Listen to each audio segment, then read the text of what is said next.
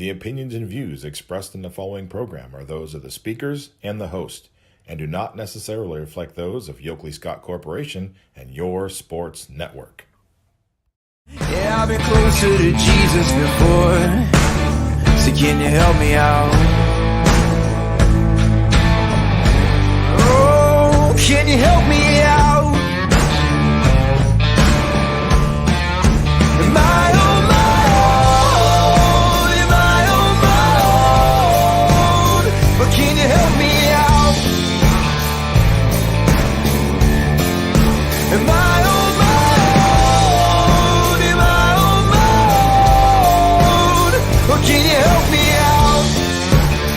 Can you help me out? I've been scared to look in my soul.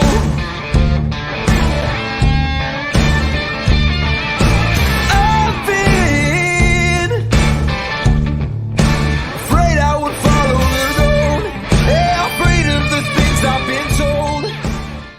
And hello, everybody. Welcome inside a Thursday episode of Running Point on ysnlive.com, brought to you, as always, by our good friends over at Greenwood Chevrolet in Austin Town. They go the extra mile for you so you don't have to, and we try to do the same on this show every single day. And we're going to continue to do so today as we continue to feature season previews in the spring sports season. We have a baseball coach's corner to get to today. Staying inside the AAC, we've been in there all week. We're staying in there in Boardman as their head coach on the baseball side, Joe Gabriel, 2022 YSN Coach of the Year. He will be featured today and talking to us about his season, what he expects out of Boardman. Obviously not the season they wanted last year, but I think they learned a lot, and they're bringing a lot of people back, so they'll lean on the experience and the lessons learned from a year ago to come into a very successful season this year. So it was a great conversation with Coach Gabriel. We have a lot of respect for him here on the network. Like I said, he was a 2022 co-coach of the year for a reason. And who knows, if they come back from the season they had last year and have a really strong one and fight for the AAC, you might be hearing his name again in the conversation for Coach of the Year. It is the best day in sports, in my opinion. I love March Madness, especially these next 2 days when everyone's playing. It gets a little bit, not boring, but it gets a little bit more spread out, after the next 2 days when you have less and less teams available. But right here, when you have 3 games playing at once and you're just watching, basketball from literally noon to midnight when the late games start coming in finals, there's nothing better. I'll tell you, I have so many memories watching these bracket games as a kid. Probably one of the first sporting events I really got into was March Madness. You fill out a bracket as a kid. You don't know too much about basketball, but you're watching because you picked this team or that team and you wanted to beat your family, and you had bracket polls and bragging rights on the line. And I love it. I love this time of year. Don't get to watch college basketball as much as I used to. Obviously, we're kind of busy during basketball season. So a little bit more than most years. It's kind of a, throw of the dart. But sometimes people that don't really watch the sport actually do good at this bracket talent. So I'm hoping maybe that works out for me this year, because I don't know nearly as much about the teams as I usually do. I'm usually spending time watching college basketball. But this year it kind of got away from me. I'm not going to be dishonest. It kind of got away from me. I did watch the conference championships though last weekend. We were obviously in a slower period of YSN between the times of fall, winter sports wrapping up and spring sports getting ready to go. So I did check out the conference tournaments. You take that for a grain of salt because it's one and done, and you try to watch these teams, but I'm excited right now. I unapologetically have March Madness up on the TV, so if you see me kind of doing this or getting a little bit distracted, I have Michigan State winning against North Carolina in round 2, so I'm hoping they obviously win their first round matchup. They're up 31-24 at halftime against other MSU, Mississippi State. So watching that on edge, and then another upset I have is playing right now. So it's kind of one of those ones where I'm like, right off the jump, you're feeling it today because I have Duquesne winning their first round matchup, and they just scored. They're up 19-13 on BYU. So I'm hoping that I have a good bracket. I am a firm believer, by the way, that you fill out one bracket. If you're one of those people out there that has a poll and they put 10 different brackets in there and then say, hey, this one worked out, I got this one, I love you as a person. You're awesome. Your value does not decrease at all, but your bracket's invalid. Sorry, that's just how it goes. You don't make 10 different brackets and then bracket that one of them hit. You make one bracket. That's it. If you want to enter it in different polls, go ahead, but you make one bracket, and that is it. Done. You have one chance. One chance. I'm a firm believer in that. Don't water it down by making 10 or 20 different brackets and saying, well, this one hit right here. I had 19 that didn't, but this one was good. Congratulations. Why don't you just go make 50,000 brackets and say I got this one perfect? I think you'd have to make a lot more than 50,000. I think the odds of getting the different choices are astronomical on the different brackets that could go down, obviously. But yeah, like I said, best time of year for me. I remember in school when we were at South Range, right? So we had TVs in every room, but they were like those little tiny, maybe like 10-inch TVs in the corner of the room that were just like bolted up there. Some of the teachers were cool and said, we're going to put March Madness on. And, I remember sneaking into classrooms and trying to catch a glimpse of the game because you're in school. You don't know what's going on. These games start at 12. That's 3 hours in school for South Range. And in middle school, we went till 3.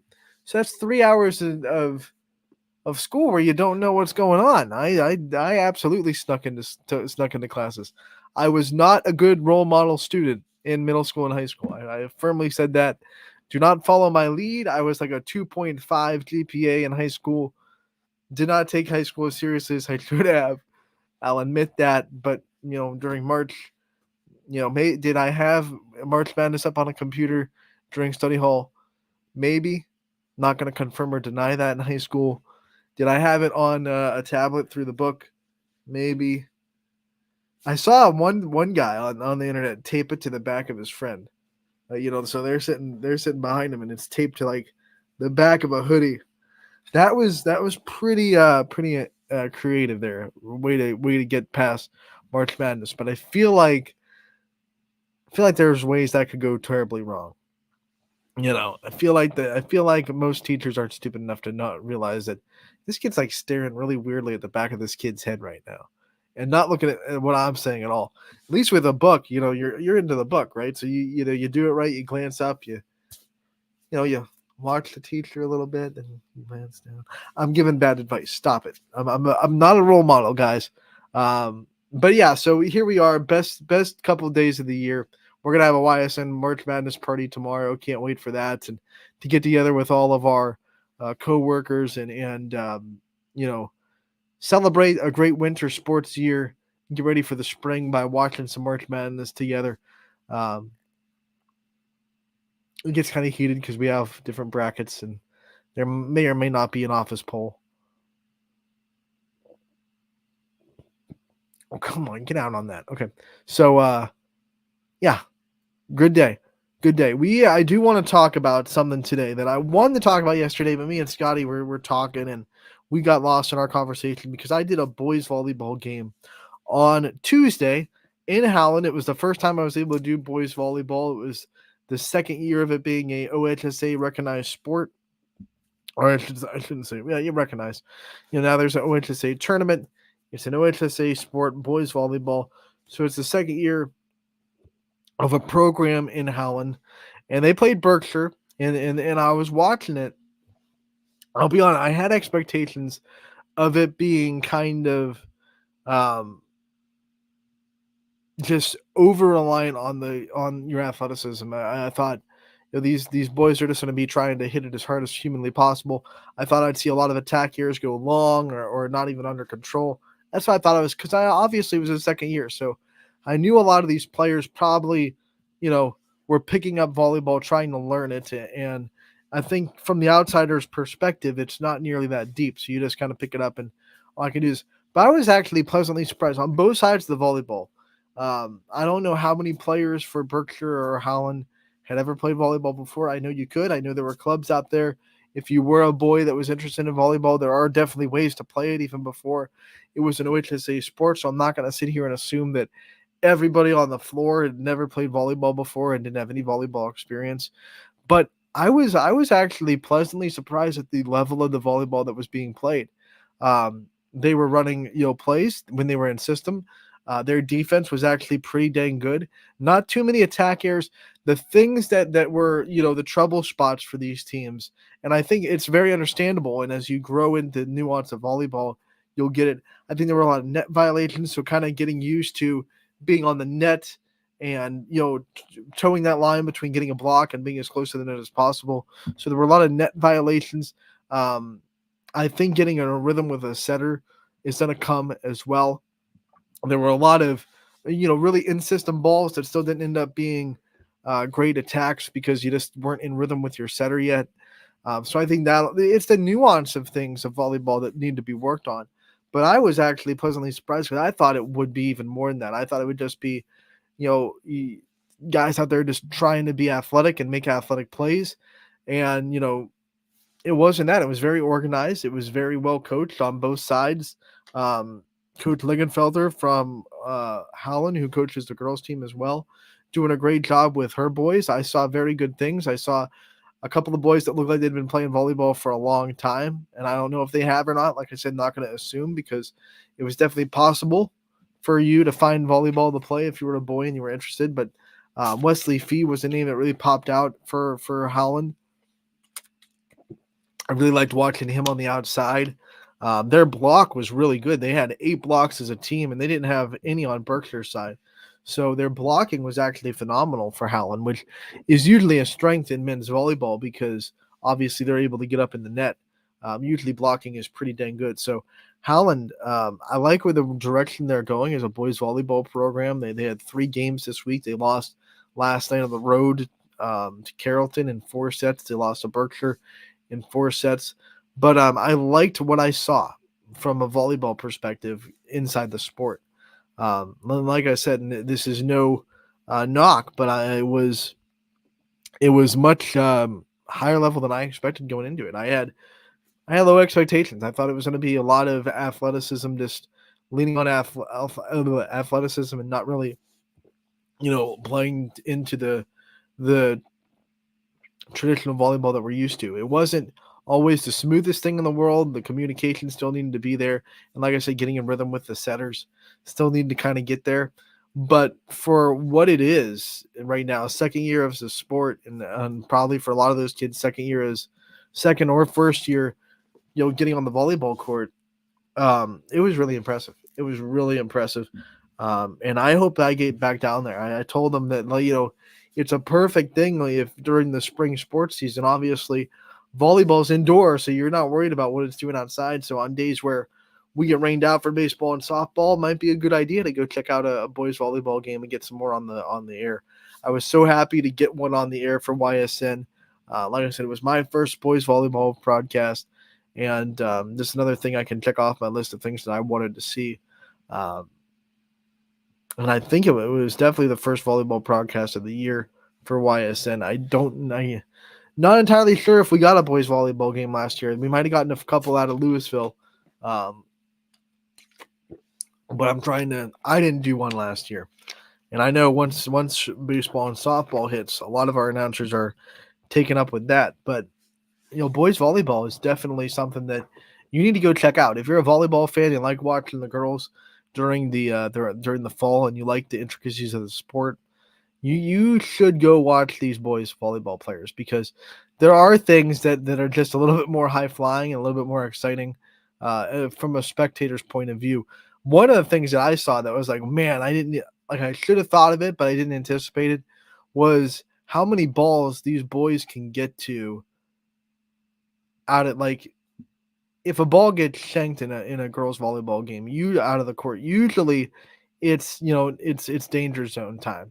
But these guys can run down a ball a little bit faster and get to a ball that gets shanked a little bit better. So they were diving on the floor, getting these balls that were way out of the court, which I thought was pretty impressive. And they were actually getting good passes off of them for a lot of the time too. That's one of the things I was, because I think one of the hardest skills probably to grasp is getting that good pass on a hard hit ball, because you can be there, but then you have to be in the right position. You have to get at the right angle. You have to aim it pretty well. But I thought the boys were in system quite a ton. Like I said, sometimes being in system for them really didn't end up as a great swing either, because, like I said, the one thing they do have to work on is the rhythm with the setter and just that timing of the sport. But their passing, getting in system and getting a pass on target to the setter was actually pretty dang good, and that's a hard skill to learn. So when they have that under wraps, that is not something that you just do with pure athleticism. You can't just go on the floor and say, I'm an athlete and I'm going to be able to pass on target. That doesn't work. That's a skill you have to acquire to be able to get the ball up in the air on target onto the setter. And I thought these boys were doing a really good job of that. Both sides of the floor, I was impressed. So, like I said, boys volleyball, it was fun. I was glad I did it. I would gladly do it again on days where, maybe we're rained out and there's not a softball game to go to. Would gladly go up there and do more boys volleyball. I hope more and more teams get interested in adding a boys volleyball team as the years go on, because I think it's a benefit, to this adding another sport that kids can go out there and get passionate about. And the boys were thrilled. Like they loved to be on the floor. It definitely did not seem like it was something they were just doing just to be there. They were into it. There was energy off the bench. There was one, I couldn't pinpoint who it was, but there was one player for Howland that was like, every point they got, he was just fired up, like they just won the set. I loved it. So they wanted to be there, that's for sure. It was not something that they were just doing as an after school activity just to stay busy. You could tell they wanted to be there. They wanted to succeed. They wanted to be competitive. That's another thing I really like to see yesterday during the boys volleyball, is just having these kids want to be there, be invested, be coached. They were coached really well. They handled what the coaches were saying to them, because they still have things to learn. They weren't just shrugging off the coach or whatever it may be. They were getting coached. They were being very receptive.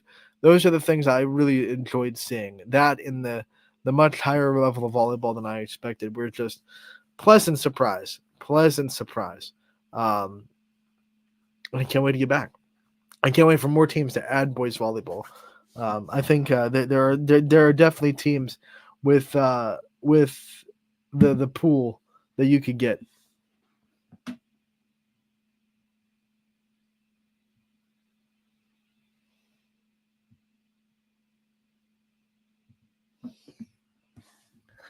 So we have a comment from Facebook that is shouting out athletic trainers on Athletic Trainer Month. We have great ones. We have seen, and since this is brought up, we have seen, unfortunately, we never want to see injuries, but the times when we do see the ones that are, not good go down, the one bright spot of it is we see these training staffs shine the brightest and do what they're supposed to do. Um, and then we see the teams be able to really take full appreciation on what not just their own athletic training staff, but possibly if they're on the road, what the other team's athletic training staff is able to do as well. One of the coolest moments that I've ever been a part of in one of our broadcasts is a couple of years ago when South Range was playing Poland in South Range. Ysn Lamparty went down with a very bad concussion. That wasn't the part I loved seeing. Poland's athletic trainer was right on the spot, knew what to do. That situation was brutal. It ended the game. They postponed the game. So fast forward to the next time these two teams played, and Poland came back to South Range. They kind of just started the game over, but before the game was started, South Range had a very awesome kind of moment of appreciation for the Poland training staff, giving them gift baskets and just saying thank you for being on the spot and knowing what to do, being trained and doing the job that needed to be required. And that was one of the coolest moments I'd ever been a part of, because that was just an opponent showing respect and gratitude to an opposing team's athletic training staff, and realizing like, hey, that day could have gone not really not good if you weren't there doing your job. And to take that moment, obviously heated rivalry, they're both going for the conference championship. To take that moment and say there are things above basketball was one of the coolest moments I've ever been a part of as a broadcaster. So absolutely echo that comment. We thank all of the athletic trainers out there that are putting in their work for the high school athletics on Athletic Trainer Month. They definitely put our kids in the greatest positions to succeed and be healthy out on the court, the field, whatever you play on, the rink, the mat, whatever you're playing on. Those athletic trainers are making sure that you're as safe as possible while doing it. So we thank them for that. Absolutely. We're going to take a break on Running Point. When we come back, we will go into our spring sports season preview for the day. It will be Joe Gabriel, the head coach of the Boardman baseball team. That's coming up after this break on Running Point. Brought to you, as always, by Greenwood Chevrolet in Austintown. 21 News delivers the news as it happens, using the latest technology from where it happens. Live here outside the Mahoney County. On air, online, Wednesday afternoon weather update. Very dangerous. and on the 21 News social media platforms. I'm on the road right now. 21 News, the Valley's only locally owned source for trusted news since 1953. Craftsmanship to us is 60 years of pride and dedication. Passed down from generation to generation. The hardwood floors that your kids take their first steps on. The solid wood doors you quietly close at night. The things we create day in and day out are the products that end up turning your house into a home. At Baird Brothers Fine Hardwoods, uncompromising quality and craftsmanship built our business. And it will keep us moving forward for generations to come.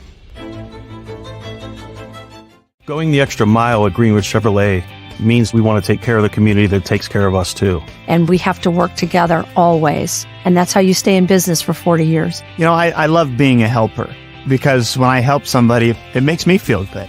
It means a lot that I can make a difference in others' lives. So I will do everything I can and just being there for them every step of the way. I want them to know within the first 5 minutes that they could depend on me. That's what going the extra mile means, only at Greenwood Chevrolet. Before the lights come on, before the workday begins, before a long day is ended, or it's time to have fun, it all starts with the people at Joe Dickey Electric. From replacing a light fixture in your home to building a substation for your business, no job is too big or too small. The people of Joe Dickey Electric power them all. Joe Dickey Electric, over 60 years of powering the Mahoning Valley.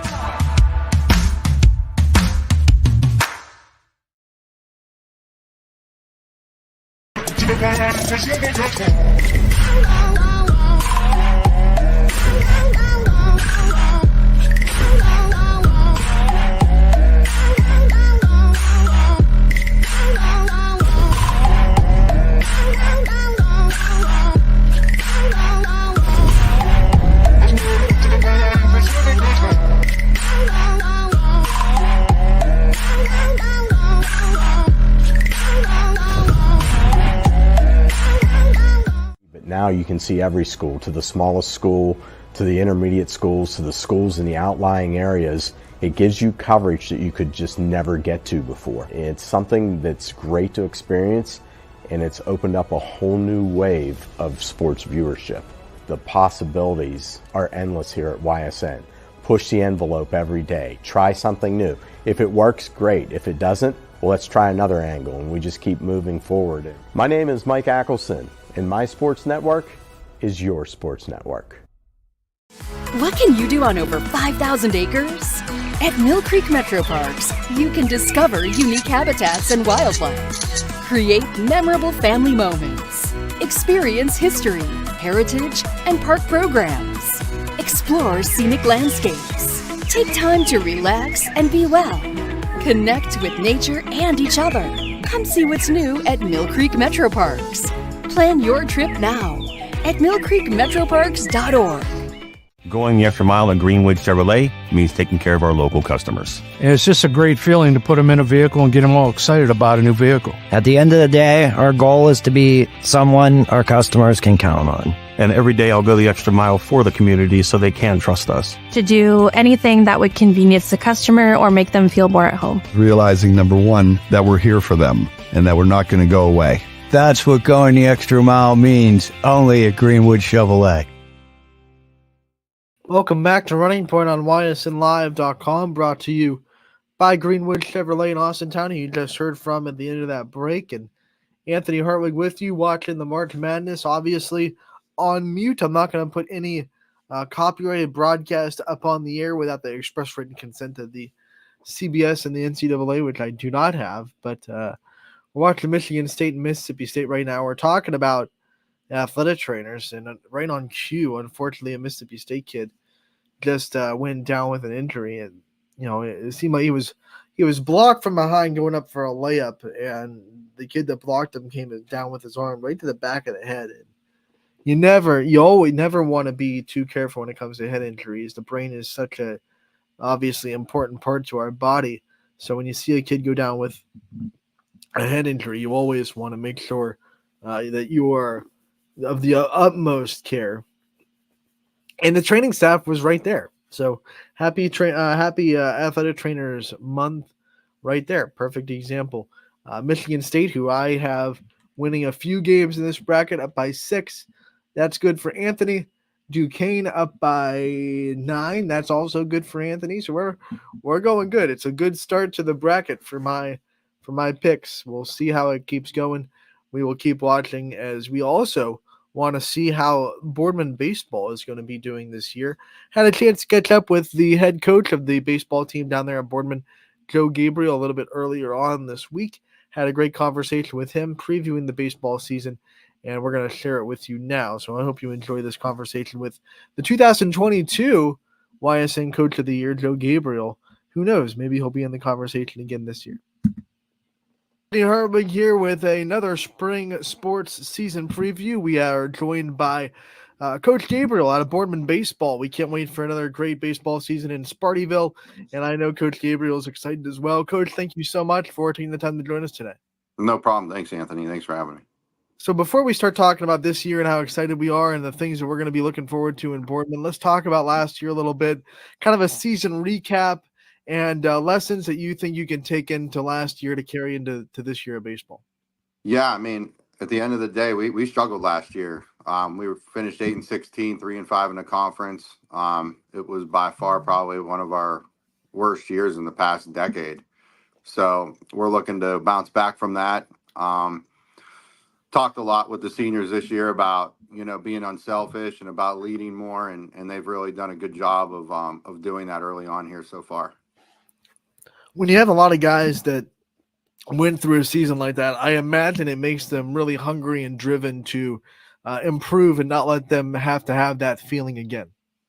Yeah, we played young last year as well. So that obviously, we went through our growing pains last year, and hopefully these guys can learn from the things, like you said, that we struggled with last year. Hopefully we can kind of right the ship this year with some of that stuff.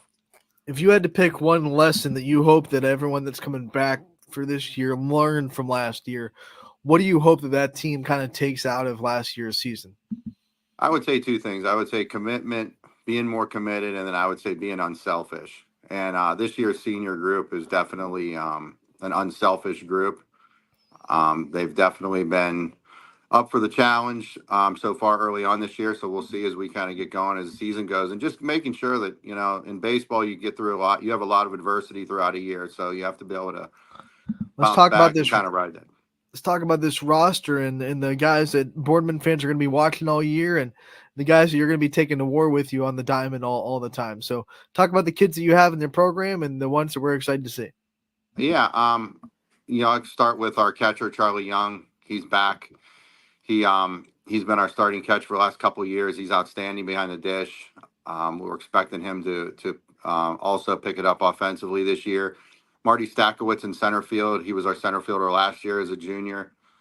And, going around the diamond, Ben Herman is another guy that we only had half the year last year because of a transfer thing.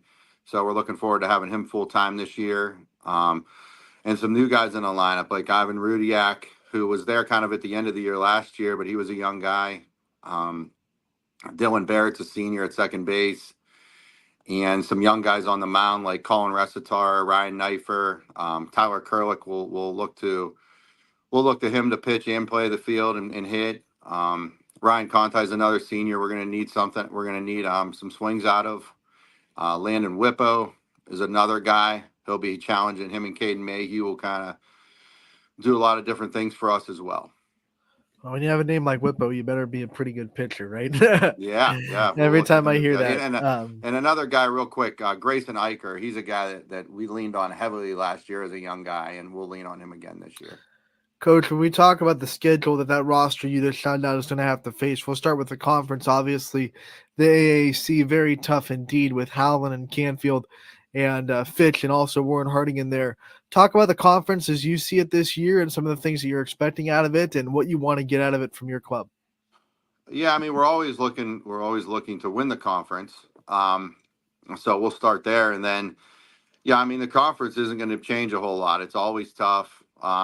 Obviously with Fitch, we always have great games with Fitch. Canfield the last few years have really, they kind of dominated the conference over the last few years, and we'll look to kind of,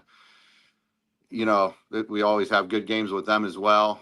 Howland will be, I think, improved this year with better arms, and I think, Harding's never a fun place to go to and play. They're always a tough team. Coach, when you look around the conference, also really good coaches. Howland got a new one, and Britton Taylor had a chance to talk with him earlier on in the week. And then, of course, Gary Niddle runs things really well in Canfield. And Coach Paris and Fitch, you just have a really good coaching room in the AAC. What's it like to be among those coaches and to call yourself one of the ones in the conference? I know you get to have a lot of meetings with them postseason about awards and stuff. What's it like to have just a coach's room in the conference that is always testing you as far as coaching goes? Yeah, I mean, those guys just make me better. I know that. They're super competitive. Love all those guys. Coach Paris been coaching against him since I was both him and I were assistants. So we've been against each other for the last 20 years. And Coach Niddle and I, we've been good friends for many years as well. And and looking forward to meeting Coach Taylor from Howland and then obviously Coach Burnett. He does a nice job over there at Harding. Coach, as if your AAC schedule wasn't hard enough, you also have a very heavy and very tough non-conference schedule. Talk about that and some of the teams that you're really excited about going up against this year outside of the AAC. We always like playing Federal League teams, so it's always fun. We're going to play Green this year. Glen Oak, University School will be an interesting game for us. We go down there this year. Toronto's always a good game. We go there this year to Toronto. I know they're ranked high, at least preseason wise, and they're a lower division, but they're always really good. So we always juice up that. Our schedule is always tough, but I really, that we do that intentionally and feel like in order to get through a Division I tournament, you're going to have to play good teams all year. So when you're going through making a schedule and you're looking for not just the caliber of teams that you want, but also the different styles of baseball you see, how important is it for you to try to get not just good teams, but different teams to make sure that when postseason comes that you guys have pretty much seen everything that you could see? Yeah, I mean, I think when you're playing different teams, that some teams that play small ball you want to see, some teams that want to sit back and just knock it around the yard. So we try and definitely do that. I mean, we play 6 different teams down in Florida this year, so that's always a challenge. So yeah, I mean, anytime you can mix up different styles of play, that's always going to make you better. You guys and the softball team both going down to Florida. I asked Coach Moots the same question. What does that do for you guys? Not just the caliber of teams that you're going to play, but what do you see out of the team bonding and the things that you can get from putting your kids into a situation where they have to live with each other for a week and they really have to get to know each other? Yeah, I mean, I think you said it. I mean, the team bonding part. I mean, that's the reason you do it. To be honest with you, and obviously you're going to get 6 games in down there because you're going to get good weather, especially this early in the season with the way spring break lands this year, March 29th to April 5th. So you know we'll get good weather, we'll see good teams, and in terms of team bonding, I mean, we always feel like we come back a better team and a closer team when we get back from Florida. So when you go to a trip like that and you're able to get the weather, my big question is, what's it like coming back to Ohio and having to deal with the bad weather again? Well, it's tough because you start to get in a rhythm while you're down there. You play 6 straight games, and then who knows? You can come back here, play one game, and then off for the next 4 games hitting indoors. So it's definitely a challenge and something I think everybody's used to, but you still have to deal with it. What are some of the ways you like to deal with it? I think every coach kind of handles those weeks where they might have, like you said, 4 games that are out because of weather and you have to hit indoors or whatever you have to do. What are some things that you do to try to keep your team engaged and ready to go in those kind of situations where they're missing 4 days because of weather? You try and mix up. I think we try and mix up practices and keep them fresh and different things going. But I do think you need to see live pitching as much as possible. So we try and keep that going as well because you just don't want to mess these guys' timing up a whole lot once they start getting that timing. Coach, you don't make all the decisions yourself. We know you have a great coaching staff behind you.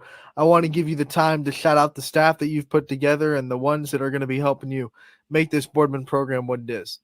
Sure. Coach Mingo, he's been with myself and we've been coaching together for years. I mean, he's been coaching for almost 40 years, I think. So Coach Mingo's our pitching guy. He's always been our pitching guy.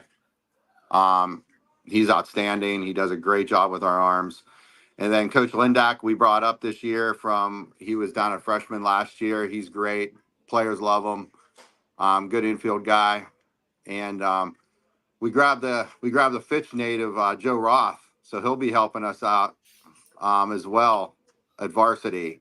So he obviously knows a lot of the guys well. And I think, they're having a good time with him. And then down at JV, Ray Hill, he's going to head up JV and he does a great job. He's coming from Howland, and Coach Patton from Ursuline. He's kind of new, and I know guys are liking him, and Coach Pizzullo, who's another Fitch guy and also a teacher here at Boardman. So everybody, a lot of younger guys, but I think that youth is good because it keeps everything fresh, and the players like that.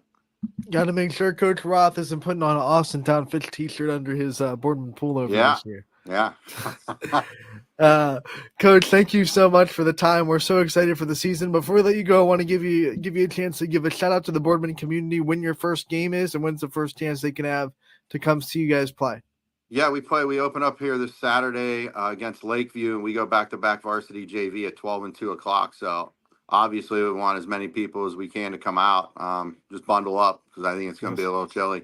Luckily, it won't be as cold as today. We're hitting a little bit of a warm snap, but you definitely are going to need some layers on Saturday, Coach. Thank you so much for the time. We appreciate it. We wish you the best of luck this year. And we can't wait to talk again real soon. Thank you. That was Joe Gabriel, the head coach of the Boardman baseball team, joining us with a great season preview of what they're able to do this year and how they're going to learn the lessons from last year. Update on the March Madness. Michigan State up 47-39 right now, 12:45 to go in the second. Still looking good. But this Mississippi State team won't go away. I just want Michigan State to run away with it so I don't have to sweat down the end of the line. Like I said, I have Michigan State winning a couple of games. I have them upsetting North Carolina in the second round. I'm trusting in Tom Izzo. He's won 16 games as a lower seed in March Madness history. So in Izzo we trust. Duquesne up at the half. That's good for me too. 38-30. Akron and Creighton just started, and it's still close. 16-14. Creighton leads. 13:58 left in the first half. I know a lot of probably local people picking that upset, Akron over Creighton. That would be a big one, but not me. I have Creighton going to the Elite Eight. So I'm hoping against hope that it doesn't happen. The way Akron won that MAC championship, did you see that? Could you believe that happened? Talk about pulling victory out of the jaws of defeat. I mean, just a mental lapse by Kent State. The kid thought that they were still down when they were up by 1, and he went and got an intentional foul and put Akron at the free throw line with like 4 seconds left. You got to feel for that Kent State player because he's going to be living that in his head again and again and again until his career's over. I'm sure that's going to haunt him. But, not saying Akron didn't earn a win. They were right there. They made it close enough that would be a game changer. Another turnover. Michigan State, too many of those. Ooh, big dunk on the other end. Let's see. That makes it 49-41. So still an 8-point game. Michigan State still trying to keep the Bulldogs from an arm's length, but the Spartans struggling to keep momentum on their side right now. And turnovers have been a problem for them all day. Looks like it's still 16-14 Creighton. I'm watching you get the score clickers on the top, and then you're watching one game mid-range jumper for Michigan State. Good. There you go. That'll break up the momentum a little bit right there. I want to know who you guys are picking in March Madness. I want to know who you guys got. We just had a great conversation on the Power Hour, a noon edition of Power Hour, with the bracket busting from Mr. Shinaldi. He's a March Madness nerd like I used to be. Another big bucket for the Spartans. They're up by 10, 53-43. So I want to know who you guys got. Leave me a comment in the comments section in the last couple minutes of this show before we say goodbye until tomorrow. I'm going to just kind of stroll in with the last going of this Michigan State, Mississippi State game. Of course, it's going to commercial. I'm trying to talk about it. What are we doing here? CBS, come on. Media timeouts. You don't need to pay advertisement dollars. Come on. Stick to the game.